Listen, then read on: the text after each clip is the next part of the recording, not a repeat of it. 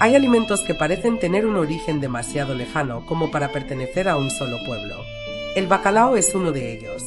Vive en las frías aguas del Atlántico Norte, en mares turbulentos donde Portugal nunca tuvo abundancia natural de este pez, y sin embargo terminó ocupando un lugar tan profundo en la memoria portuguesa que hoy parece imposible separarlos. Antes de llegar a la mesa, ya ha recorrido largas distancias, ha pasado por la sal, la espera y la necesidad. Porque el bacalao nunca fue solo un pez. Era una reserva, un viaje, una disciplina y una permanencia. Durante siglos, mientras otros alimentos dependían de la frescura inmediata, aprendió a resistir el paso del tiempo, llevando en su interior la lógica de un mundo que necesitaba conservarse para sobrevivir. Quizás por eso sigue tan presente, porque en esa carne blanca, firme y salada reside una antigua idea de durabilidad. Y tú, que estás viendo este video, deja un comentario abajo diciéndome desde qué ciudad y país lo estás viendo. Me alegra mucho saber a qué parte del mundo llega este video.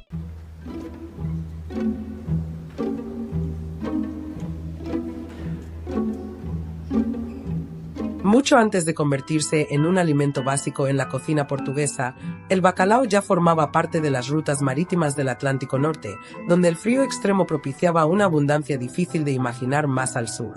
En aguas cercanas a Noruega, Islandia y las regiones costeras del actual Canadá, este pez era capturado en grandes cantidades por pueblos que aprendieron desde muy pronto que la conservación era sinónimo de supervivencia. El mar ofrecía abundancia, pero solo para aquellos que sabían administrar su tiempo. Cuando Portugal expandió sus rutas marítimas, no solo llevó consigo mapas, velas y ambición. También impulsó la necesidad de alimentos que pudieran soportar largos viajes, meses de travesía y la ausencia total de refrigeración. El bacalao encajaba a la perfección con esta lógica, ya que la sal eliminaba la humedad y transformaba el pescado en una reserva portátil, capaz de cruzar océanos sin perder valor nutricional.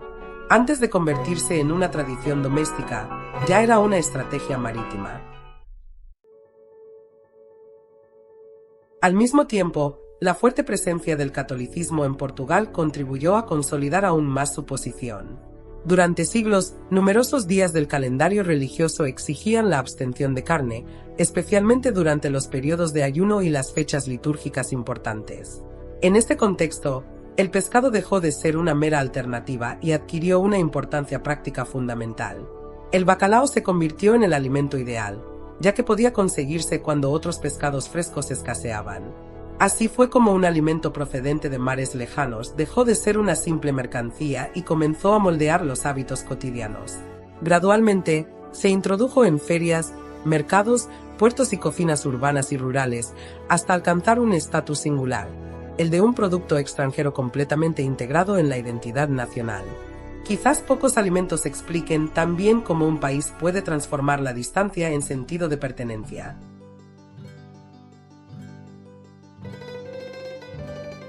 Temprano por la mañana en Lisboa, incluso antes de que la actividad comience, algunos mercados ya desprenden un olor muy particular. Sal, humedad y pescado seco mezclados con el aire frío que entra por las puertas aún entreabiertas. Los puestos se organizan lentamente, las cajas se apilan, aparecen los cuchillos y sobre las superficies metálicas emergen gruesos trozos de bacalao, todavía rígidos, pálidos, casi mineralizados por el proceso de conservación. Hay algo silenciosamente ancestral en esta escena. En muchos mercados portugueses, el bacalao no solo ocupa un estante, sino que atrae todas las miradas. Grandes lomos cuelgan en hileras, cortados en diferentes tamaños, cada uno revelando su propia textura, marcada por la sal y el paso del tiempo. Los transeúntes reconocen desde lejos la forma, el color e incluso el peso visual de ese pescado que ya no parece recién sacado del mar, sino transformado por un proceso que lo ha alejado de la idea común de frescura sin disminuir su valor. En estos puestos, la conversación suele ser precisa. La gente pregunta por el grosor, el tipo de corte, el uso previsto del plato, el número de comensales.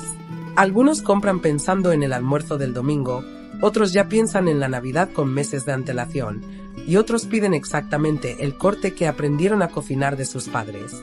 La comida llega al mercado cargada de recuerdos incluso antes de entrar en casa. Y quizás por eso el territorio portugués parece haber incorporado tan profundamente algo originario de tan lejos. porque el bacalao ya no pertenece solo al mar donde fue pescado, sino al acto cotidiano de quienes lo seleccionan, desalan, esperan y preparan. Si disfrutas de estas historias donde un alimento revela el alma de un pueblo, aprovecha este momento para suscribirte al canal, porque hay muchos otros sabores cuya verdadera historia comienza mucho antes del primer bocado.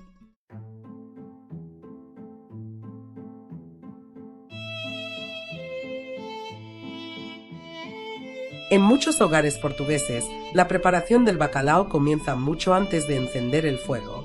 Algunos dicen que la receta empieza con un cubo de agua, con la paciencia de cambiar el agua varias veces, con el cuidado de dejar que la sal se evapore lentamente sin eliminar demasiado de lo que le da su identidad. Este proceso no suele hacerse con prisas. El pescado permanece sumergido durante horas, a veces durante todo un día, mientras alguien toca la superficie con los dedos para comprobar si la carne ha cedido lo suficiente. Es un proceso silencioso, casi demasiado doméstico para parecer importante, pero encierra toda una tradición de gestos repetidos que no necesitan explicación.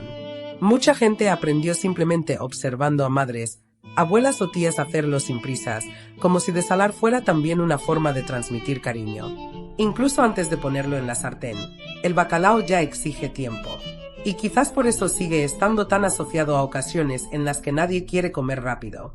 Hay vendedores que reconocen a sus clientes habituales por la forma en que piden el corte. Algunos llegan y simplemente dicen como siempre, y eso basta para que el cuchillo encuentre el grosor exacto. Otros explican cuántas personas van a almorzar, si habrá papas, si se usará el horno, si habrá crema o muchas cebollas. La venta de bacalao rara vez es meramente comercial. A menudo parece la continuación de una vieja conversación entre el vendedor y el cocinero. En ciertos mercados, hay vendedores que saben desde hace décadas que familias prefieren filetes gruesos, cuáles optan por las escamas, cuáles compran cerca de Navidad y cuáles mantienen la costumbre durante todo el año. Es curioso cómo un pescado de mares tan lejanos termina creando una intimidad en relaciones tan locales. El puesto se convierte casi en una extensión de la cocina. Para muchos emigrantes portugueses, pocas imágenes evocan recuerdos tan vívidos como un plato de bacalao recién salido del horno. Algunos viven en el extranjero durante años y aún asocian el aroma del aceite de oliva caliente sobre el pescado con la idea de regresar. En las reuniones familiares, especialmente en ocasiones importantes, el bacalao reaparece como si su presencia ayudara a reavivar viejos afectos. A menudo no es el plato más sofisticado de la mesa, ni el más complejo técnicamente, pero casi siempre es el más cargado de significado. Porque a su alrededor surgen frases repetidas, viejas historias, inevitables comparaciones con recetas del pasado y pequeñas disputas cariñosas sobre cuál versión sigue siendo la mejor. La comida funciona casi como un punto de encuentro entre generaciones que pueden haber cambiado mucho en casi todo, excepto en ese sabor familiar. También hay cocineros que defienden que el verdadero respeto por el bacalao reside en no ocultarlo demasiado. Afirman que, cuando el pescado es de buena calidad, basta con un calor controlado, suficiente aceite de oliva y pocos acompañamientos para que revele sus mejores cualidades. Otros prefieren preparaciones más elaboradas, con nata, cebollas cocinadas a fuego lento, pan o huevos. Esta diversidad no debilita su identidad. Al contrario, demuestra la elasticidad cultural de un ingrediente que admite múltiples interpretaciones sin perder su esencia. En cualquier versión, sin embargo, se mantiene un requisito fundamental: el pescado debe conservar su textura. No puede deshacerse por completo ni endurecerse. Debe separarse en grandes láminas húmedas y firmes, casi como si cada capa aún recordara el proceso de secado y salazón que lo hizo posible. En las cenas navideñas, pocas imágenes son tan constantes en Portugal como la mesa puesta alrededor del bacalao. Incluso las familias cuyos hábitos culinarios varían considerablemente a lo largo del año tienden a volver a este plato en esta fecha con una fidelidad impresionante. Patatas, col, abundante aceite de oliva y huevos duros aparecen como un acompañamiento casi ritual. Algunos niños al principio encuentran el sabor extraño y luego, años después, se dan cuenta de que este mismo plato se ha vuelto inseparable del recuerdo de diciembre. En muchos hogares, nadie discute sobre si habrá bacalao. La única conversación es sobre qué corte, cómo prepararlo, qué aceite de oliva y quién se encargará de que quede perfecto. La comida se convierte casi en un calendario comestible, que marca el tiempo sin necesidad de anunciarlo. Y hay otro detalle curioso: Incluso quienes afirman comer poco bacalao durante el resto del año suelen reconocerlo de inmediato como algo profundamente personal. Quizás porque pocos alimentos han logrado perdurar a través de los siglos manteniendo simultáneamente dimensiones populares, religiosas, domésticas y simbólicas. No depende de la novedad. No necesita sorprender. Su mera presencia basta para activar toda una cadena de reconocimiento. Como ocurre con ciertos olores o ciertas canciones, el bacalao rara vez llega de forma neutral. Siempre trae consigo algo antes del sabor.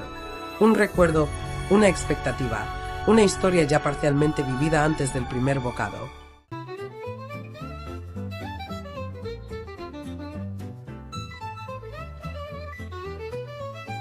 Antes de cualquier receta, el bacalao requiere una transformación singular, necesita recuperarse. A diferencia del pescado fresco, que llega a la cocina aún con la humedad del mar, el bacalao llega endurecido, seco, profundamente alterado por la sal y el tiempo. Su primer requisito no es cortarlo ni sazonarlo, sino rehidratarlo. Es como si solo aceptara volver a la cocina después de un breve proceso de recuperación. Durante horas, el agua devuelve la elasticidad a la carne, eliminando los excesos sin borrar su esencia. Este intervalo es esencial porque define todo lo que vendrá después. Si no hay suficiente tiempo, la sal predomina. Si hay demasiada, su identidad se diluye. Pocos ingredientes dependen tanto de una preparación previa invisible. Quizás por eso goza de una especie de respeto automático. Quienes cocinan saben que no se empieza directamente con el fuego, sino con la espera.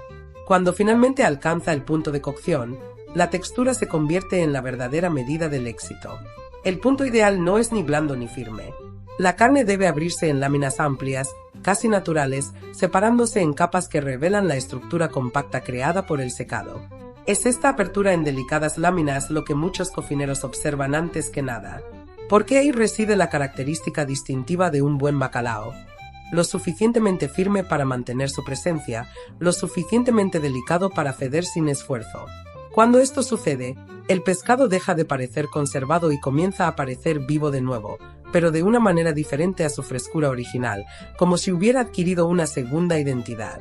La sal, que a primera vista parece una simple técnica de conservación, también forma parte del carácter sensorial del ingrediente. No se trata solo de evitar que se estropee. La sal reorganiza las fibras, concentra el sabor, altera la densidad y permite que el pescado resista largos viajes sin deteriorarse. Durante siglos, esta capacidad fue crucial. En barcos, mercados y cocinas, el bacalao existía porque podía conservarse. Pero este mismo proceso técnico acabó creando también su propia personalidad gustativa, un sabor más profundo y menos inmediato que no se puede confundir con otros pescados blancos. Quizás sea precisamente esta combinación de resistencia y delicadeza lo que lo hace tan único. Hay algo casi paradójico en su presencia culinaria. Un pescado de mares gélidos se ha vuelto inseparable de platos dominados por el aceite de oliva caliente, el ajo, la cebolla y los hornos mediterráneos. El encuentro entre la cocina del Atlántico Norte y la portuguesa se produce precisamente ahí. El bacalao acepta el aceite de oliva como pocos otros ingredientes. Absorbe la grasa sin perder textura, recibe el ajo sin verse opacado, coexiste con las cebollas cocinadas a fuego lento sin desaparecer. En lugar de competir con los sabores circundantes, parece integrarlos en sí mismo. Por eso tantas recetas diferentes siguen funcionando. El ingrediente tiene la fuerza suficiente para ser reconocible en todas ellas. Por eso, el bacalao se adapta tan bien a tantas variaciones. Ya sea preparado a la brás, con crema, asado, hervido, en buñuelos o en hojuelas con garbanzos, cambia de forma sin perder su esencia. Pocos ingredientes mantienen un reconocimiento tan inmediato en contextos tan diferentes. Una sola hojuela bien preparada basta para que su sabor se asocie inmediatamente con algo familiar. Esta versatilidad culinaria ayuda a explicar por qué se ha convertido no solo en un plato, sino en una especie de lenguaje dentro de la gastronomía portuguesa. Cada receta habla con un acento diferente, pero todas siguen expresando el mismo origen. Y quizás sea precisamente eso lo que la hace tan poderosa culturalmente. Nunca dependió de la abundancia local para crear un ambiente íntimo. Al contrario, nació de la distancia, de la necesidad de preservar y de la inteligencia para adaptar un pez lejano a la vida cotidiana de todo un país. Hoy, cuando aparece en la mesa, casi nadie piensa en las frías aguas donde fue pescado. Pero esa distancia permanece ahí, silenciosa, en cada fibra, como si todo el océano aún estuviera discretamente presente en lo que llega al plato.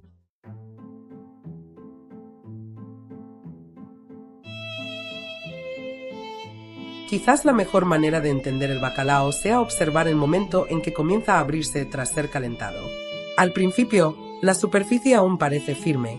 Luego, al tocarla con un tenedor, empiezan a desprenderse pequeñas láminas casi por sí solas. No hay una ruptura repentina. Se produce una apertura gradual, como si la carne revelara, capa a capa, el tiempo transcurrido entre el salado, el secado y la rehidratación. La desalinización se basa en el equilibrio, no en la prisa. El agua penetra lentamente en las fibras mientras se elimina gradualmente el exceso de sal, y este proceso debe realizarse con suavidad para que la estructura se mantenga intacta. Por eso es tan importante cambiar el agua a intervalos regulares. No solo reduce la sal, sino que también controla cómo el pescado recupera su elasticidad. Al introducirla en el horno o la sartén, el calor debe ser suficiente para calentarla bien sin que las fibras se endurezcan.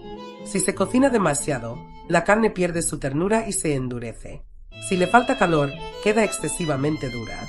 El punto de cocción ideal se alcanza cuando la superficie aún ofrece una ligera resistencia, mientras que el interior ya se deshace en jugosas láminas. Por eso, el aceite de oliva desempeña un papel crucial.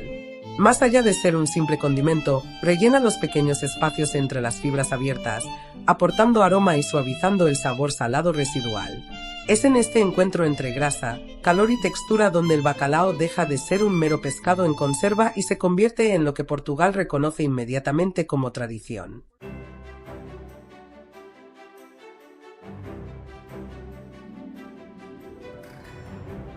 Hay platos que llegan a la mesa con una predisposición a la conversación ya presente, y el bacalao es uno de ellos.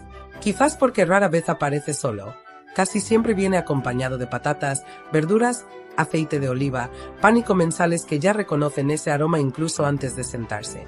La comida ocupa el centro del escenario sin necesidad de solemnidad, como si la familiaridad bastara para darle importancia. En muchas familias portuguesas, servir bacalao sigue siendo mucho más que cocinar. Es repetir una antigua tradición de convivencia.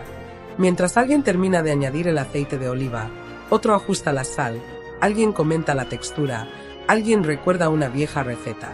Surgen comentarios espontáneos, casi siempre acompañados de comparaciones cariñosas. La abuela lo preparaba de otra manera, antes era más espeso, este está perfecto.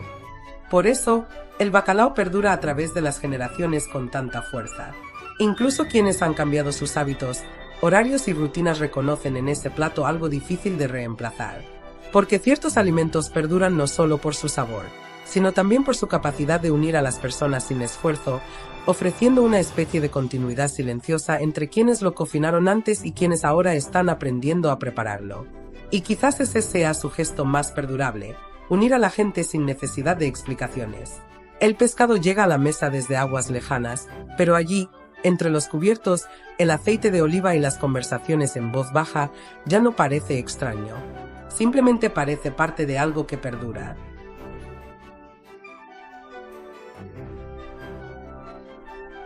Pocos alimentos han perdurado durante tantos siglos manteniendo a la vez su utilidad, simbolismo y afecto. El bacalao, que comenzó como alimento esencial para la conservación, acompañó los viajes marítimos, sustentó los ayunos religiosos y, poco a poco, se fue incorporando a las cocinas hasta que dejó de parecer algo lejano. Hoy, cuando aparece en la mesa, casi nadie piensa primero en el frío océano donde todo comenzó, y quizás ahí reside su fuerza. Porque ciertos alimentos no perduran solo por su sabor. Perduran porque han aprendido a ocupar un lugar estable entre la memoria y la repetición. En cada trozo aún se encuentran la sal, el tiempo, el viaje y la espera. Y mientras haya alguien que desalinice lentamente el pescado antes de cocinarlo, seguirá existiendo algo más que una simple receta. Existirá una antigua forma de continuidad.